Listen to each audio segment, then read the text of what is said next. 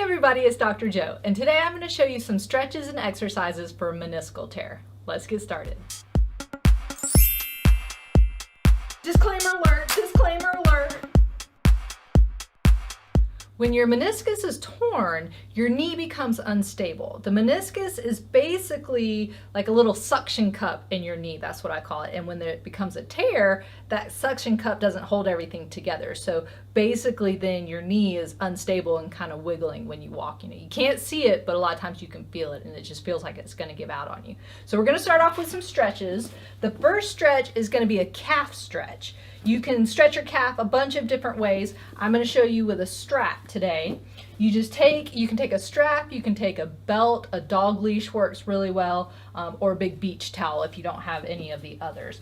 Take the strap and put it at the ball of your foot. You don't want it on your toes and you don't want it down low. You want it right there at the ball of your foot so it doesn't slip off and hit you in the face. Just relax your leg and then pull towards you to stretch that foot. And you should feel it underneath where that calf muscle is. So just hold it for about 30 seconds and then relax and do that 3 times. Just pulling towards you as far as you comfortably can. You don't want it to hurt because your knee's going to be a little tender while you're stretching because that calf muscle comes and crosses over the knee. So that's kind of stretching out that joint area so it's not quite as painful on the meniscus.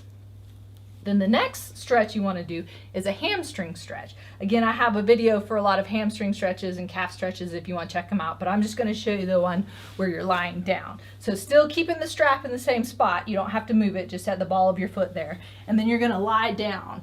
Bring the strap and just pull it up towards you as far as you comfortably can. You might not be able to get this far, but you want to keep that knee straight. So if you start bending right here, come back down a little bit because you want to keep it straight the whole time to stretch out those hamstrings underneath here. And again, the hamstrings cross the other way, so you want to keep those nice and loose so it's not pulling and putting pressure on that injured meniscus. So again, holding that for about 30 seconds. If you bring your toes up towards you, that'll give you even more of a stretch and it'll stretch your calves and your hamstrings at the same time. So 3 times, 30 seconds. Then going into some of the exercises, you can start off with a simple quad set. The quad set is basically when you're taking this quad muscle and squeezing it or setting it, and that pushes the knee downward. So sometimes people want to take a little roll, have a target, you can do that, or just push down into the ground as hard as you can comfortably. If you pull up your toes, again, that helps straighten out the whole leg. Hold that for about 5 seconds, relax, and do 10 of those. So squeezing down, you should feel that muscle tighten up right there, and then relax. Now if it's painful, don't squeeze quite as hard. You want it to be uncomfortable but not painful.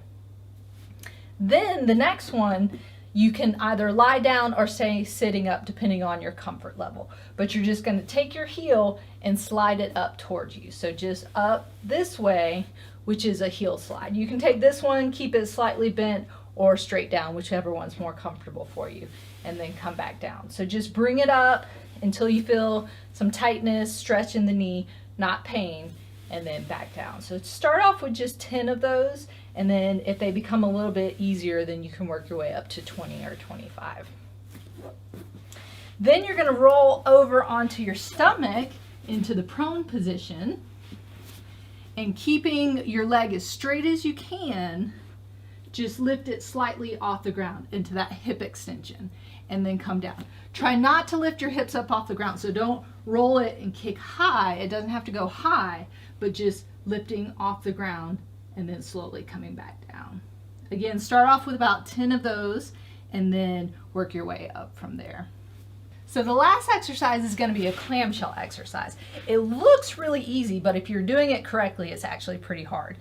Bring your knees together and pull them up slightly in this position. The key to a clamshell is your hips should be perpendicular to the ground and the ceiling, straight up and down. Sometimes people roll them back a little bit, but you want to keep them completely up and down. So if you have to lean them up against a wall to keep them up, you can start off that way. But what you're going to do is that top leg, just bring it slightly up.